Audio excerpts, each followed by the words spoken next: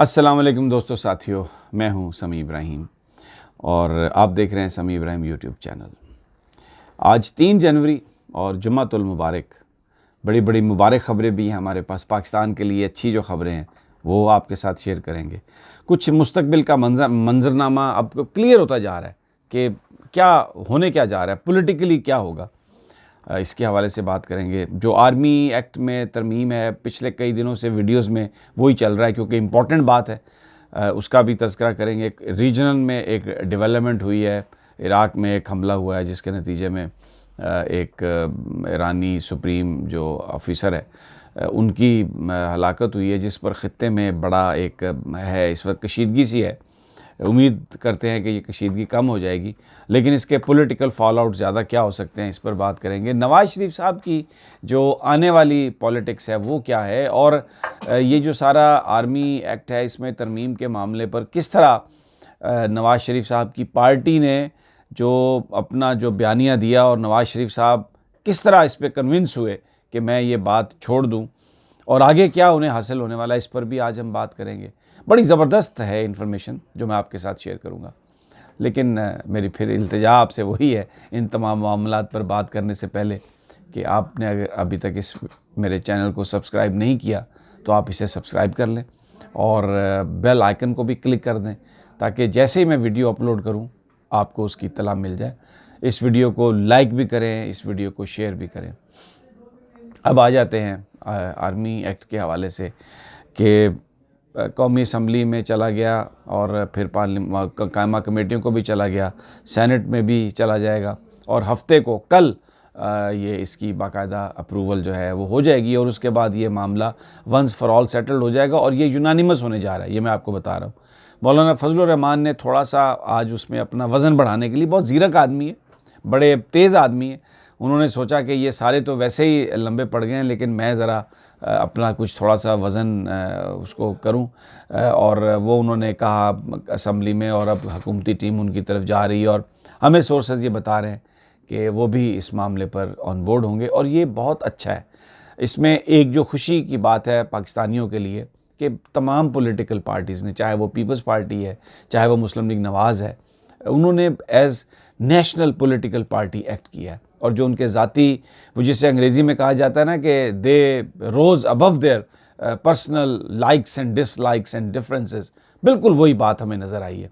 और उसमें एक ऐसी फ़ैसला किया हमारे सियासतदानों ने कि as a nation we are proud of them, इसलिए कि ये जो अस्करी इदारे हैं, उनके जो चीफ़ हैं, उनकी एक्सटेंशन, तैनाती, ये मामलात ऐसे हैं जिन पर सियासत नहीं होनी चाहिए। दुनिया में कहीं नहीं होती सियासत। अमेरिका हो, भारत हो, यूरोप हो, चाइना हो, कभी भी रशिया हो, कभी भी इन जगहों पर इन मामलात में कोई सियासत नहीं करता, और ये पाकिस्तान में बहुत अच्छी शुरुआत हैं। अब जो मुस्लिम लीग नून ने जो हुकूमत से ताल्लुकात इस हवाले से बीच में उनके अच्छे हो गए हैं, तो एक जो हमें पता चला है क्या अब आगे क्या होगा, मैं थोड़ा सा आपको मुस्तकबिल का मंजरनामा दे देता हूँ। लेकिन इससे पहले एक बात जो मैंने अपने इब्तदाइये में भी कही थी वो मैं आपको बता देता हूँ।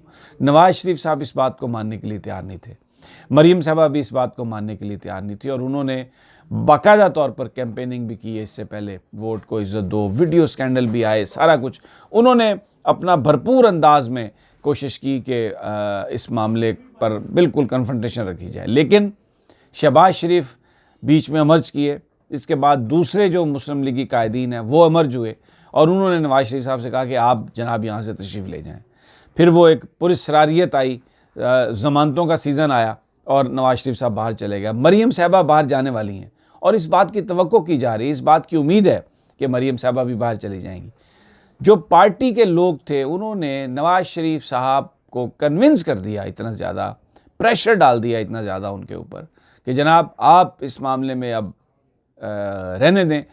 नवाज़ शरीफ साहब ने सरेंडर किया। आज सोशल मीडिया पूरा उनको, वो जो हमारे वेस्टर्न लिबरल्स और इंटेलेक्चुअल्स हैं जो पता नहीं क्या कुछ कह रहे थे, और अब वो नवाज़ शरीफ साहब को गालियाँ निकाल रहे हैं। तो मैं समझता हूँ कि नवाज़ शरीफ साहब को भी के सामने भी वो लोग बुरी तरह एक्सपोज हुए हैं, जिनका उनका देखिए उनका मकसद हयात सिर्फ पाकिस्तानी फ़ौज को गाली निकालना है, पाकिस्तानी इदारों को बुरा भला कहना, क्योंकि उनका एजेंडा कुछ और है। वो इसी में समझते हैं सिविलियन लीड रोल कि बस जी फ़ौज को गाली दो, और ये जर्नलों का भी ऐसी अभी कहते हैं कि पाकिस्तान में मीडिया आज़ाद नहीं। आप यकीन करें सोशल मीडिया पर जो कुछ हो रहा है, कोई वेबसाइट बंद नहीं हुई, कुछ नहीं हुआ। जिस अंदाज में गाली गलोच और जो अंदाज है, जो ज़बान है, उससे आपको पता चलता है कि मीडिया जो है वो कितना कंट्रोल्ड है पाकिस्तान में।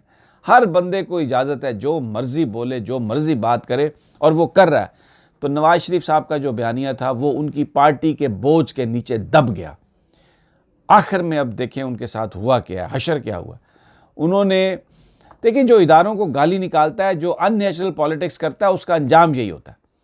उन्होंने अपनी पार्टी को यहाँ तक आखिर में ये कहा कि यार आप इसको फौरी तौर पर अप्रूव ना करें, आप इसको 15-16 जनवरी तक ले जाएं, और आप देखें कि पार्टी ने उनकी वो हदायत भी सुनी अनसुनी कर दी। इस वक्त नवाज शरीफ साहब की बात उनकी पार्टी सुनने के लिए तैयार नहीं है, वो बात जिसमें वो पाकिस्तान के इदारों को गाली निकालते हैं। वैसे नवाज शरीफ को अपना लीडर मानते हैं, आज भी नवाज शरीफ के साथ है, लेकिन जहाँ तक पाकिस्तानी इदारों को, फ़ौज को, अदलिया को गाली निकालने का तरीका का मामला है, उस पर मुस्लिम लीग नून ने जवाब दे दिया है नवाज शरीफ साहब को। मैं ये समझता हूँ कि पहली दफ़ा बतौर पॉलिटिकल पार्टी उन्होंने एक्ट किया है, और उसमें भले शहबाज शरीफ साहब शामिल हैं, लेकिन बहरहाल मरियम साहबा की और जो नवाज शरीफ साहब की जो एक हैसियत थी, जिस अंदाज से वो जो अपना मैनिफेस्टो और बयानिया लेके चल रहे थे, वो चैप्टर क्लोज़ कर दिया मुस्लिम लीग नवाज़ ने, और पहली दफ़ा एक्ट किया एज ए पॉलिटिकल पार्टी, जिसका हमें नज़र आ रहा है कि मुस्तकबिल में कोई रोल हो, जिसका हमें नज़र आ रहा है, क्योंकि ये इस पार्टी को रहना चाहिए इसका वजूद। ये बहुत बड़ी पंजाब की पार्टी है, और ये नवाज शरीफ साहब की सियासत ने इसको एक बड़े ऑकवर्ड मकाम पर लाके खड़ा कर दिया था। वो मामला ख़त्म हो गया। अब अगली जो डिमांड मैं आपको बता रहा हूँ, जो तहरीक इंसाफ से की है नून लीग ने और पीपल्स पार्टी ने, कि नैब को ख़त्म कर दें। हमें ज़रा ये बता रहे हैं कि तहरीक इंसाफ ने ये यकीन दिला दिया कि with the passage of time, ये जो अगली लेजिस्लेशन होगी आर्मी एक्ट की मंजूरी के बाद, मंडे से नैब ऑर्डिनेंस पर बात होगी, और इन्होंने ये तहिया कर लिया कि जनाब हम नैब को ख़त्म कर देंगे। क्योंकि नैब जो है एहतसाब का इदारा, ये नवाज शरीफ साहब ने बनाया था, और सैफुर रहमान साहब को इसका पहला सरबराह बना के तमाम मुकदमात जो थे वो पीपल्स पार्टी के ख़िलाफ़ कायम किए गए थे। अच्छा, एक इंटरेस्टिंग आपके साथ इंफॉर्मेशन शेयर कर दूं। इस वक्त जो नैब के मुकदमात हैं, 99% वो मुकदमात पीपल्स पार्टी और नून लीग दोनों ने अपने दौर में अपने मुखालफों के ख़िलाफ़ कायम किए। तहरीक इंसाफ के दौर में नैब ने कोई नया मुकदमा किसी भी पॉलिटिशियन के ख़िलाफ़ दायर नहीं किया। पनामा पेपर्स जो है ये भी नवाज शरीफ साहब के ज़माने में आया था, और इसकी इंडिपेंडेंट इन्वेस्टिगेशन शुरू हुई थी। ये जो फेक बैंक अकाउंट केस है जरदारी साहब के ख़िलाफ़, ये नवाज शरीफ FIA से शुरू हुआ था, और ये नवाज शरीफ साहब के ज़माने का है सारा। तो वो अब ये जो मामला है सारा, उसको इन्होंने ख़त्म करने की ये बात कर रहे हैं। लेकिन जो मैं पहले आपसे मैं बता चुका हूँ, अदालतों का मुझे कुछ रवैया और नज़र आ रहा है।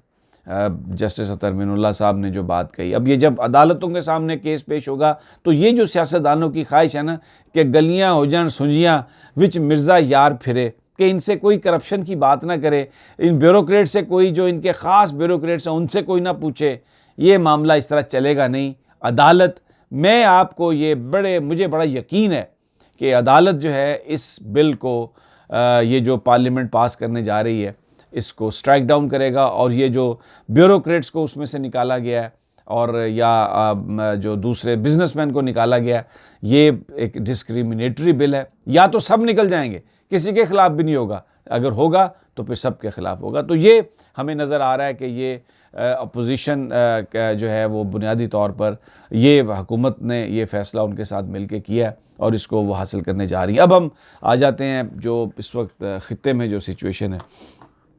देखिए, जो कल वाक़या हुआ, जो ये हमला हुआ है, इसमें मैं आपको बताऊं, इसका अमेरिका की जो इंटरनल पॉलिटिक्स है उससे बड़ा गहरा ताल्लुक़ है।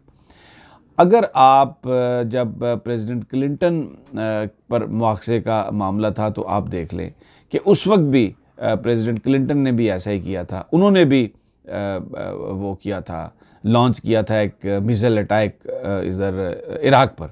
और अभी जो हुआ है ये वाक़या, ये क्योंकि वहाँ पर अभी ट्रंप साहब के मुआवजे की चल रही है, अगरचे वो मुआवजा होना नहीं है, लेकिन ये एक पॉलिटिकल इशू है।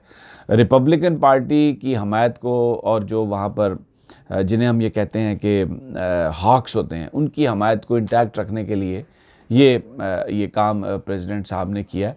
और वो उनका मकसद आवाम की तवज्जो हटाना है। ये जो डोमेस्टिक वहाँ की सियासत है उसका बड़ा गहरा ताल्लुक़ है इस हमले में, और हासिल वो यही करना चाहते हैं कि तवज्जो हट जाए और जो पॉलिटिकली जो उनके दुश्मन उनके बारे में बात करते हैं उनको तनकीद का निशाना बनाते हैं। और ये अब सदारती इलेक्शन का साल है, तो यहाँ से अपने आप को कामयाब करने के लिए उन्होंने ये सारे का सारा स्कैम किया है, सब कुछ किया है।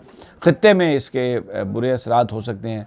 अब अगर बदले की रवायत चल निकली तो वो मामला भी ख़राब होगा। देखिए, अमेरिका ने एक वार्निंग जारी की है और ये कहा है कि 2 साल के लिए जो अमेरिका के जो एविएशन है, जो इनके फ़ज़ाई जो इनके जहाज़ हैं, वो पाकिस्तान की एयर स्पेस को बड़ी एहतियात से यूज़ करें कि यहाँ पर भी हमला हो सकता है। तो ये जो एक चीज़ चल रही है, ये इसने एक अनसर्टेनिटी पैदा की है। लेकिन पाकिस्तान में दोस्तों सर्टेनिटी की चीज़ें जो है ना वो हो रही हैं, और मैं आपको अगली वीडियो में मैं आपको बताऊंगा। प्राइम मिनिस्टर जो हैं आज फैसलाबाद में एक स्मॉल, वो जो इसे कहते हैं बिज़नेस जोन, इंडस्ट्रियल एरिया का इफ्तिताह करने गए हैं। तकरीबन 400 अरब रुपए की सरमायाकारी इसमें होगी और इसमें बहुत सारी इंडस्ट्री लगेगी, एम्प्लॉयमेंट भी पाकिस्तानियों को मिलेगी, और इसका आज वो इफ्तिताह कर रहे हैं प्राइम मिनिस्टर। ये इस तरह के कितने ज़ोन पाकिस्तान में कायम होंगे और कितने ये सिर्फ ये जो इंडस्ट्रियल ज़ोन है इसमें 400 अरब रुपए की सरमायाकारी हो रही है। तो कौन कौन से सेक्टर्स हैं और कितनी एम्प्लॉयमेंट मिलेगी, मैं अपनी जो अगली वीडियोज़ आएंगी उनमें से एक वीडियो में मैं ये आपको पूरी तफसील बताऊंगा। अच्छी खबरें हैं, एम्प्लॉयमेंट के हवाले से अच्छी खबरें हैं। यहाँ पर ये जो साल चल रहा है, ऐसा लग रहा है कि इसमें पाकिस्तान के अंदर मामला जो हैं वो बहुत बेहतरी की तरफ जाएंगे। जाने से पहले फिर मेरी गुजारिश ये है कि अगर अभी तक आपने इस चैनल को सब्सक्राइब नहीं किया तो इसको सब्सक्राइब कर लें। अगली वीडियोज़ में मज़ीद तफसीलात के साथ इंशाअल्लाह आपसे बातचीत होगी। तब तक अल्लाह ने के बाद।